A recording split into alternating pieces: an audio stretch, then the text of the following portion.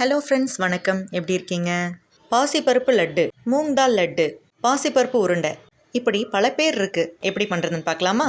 ஒரு கப் பாசிப்பருப்பை மீடியம் ஃப்ளேமில் நல்லா பொன்னிறமாக வறுத்து எடுத்து வச்சுக்கோங்க. நல்லா ஆறின பின்னாடி நல்லா ஃபைன் பேஸ்ட்டாக அரைச்சி எடுத்து வச்சுக்கோங்க. இதை நல்லா ஜலிச்சு வச்சுக்கோங்க.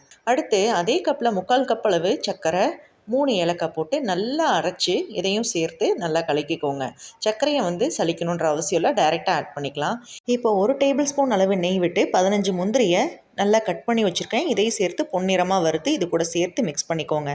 1/4 கப் அளவு நெய் சேர்த்து வார்மாக சூடு பண்ணால் போதும். ரொம்ப சூடு பண்ணணுன்ற அவசியம் இல்லை.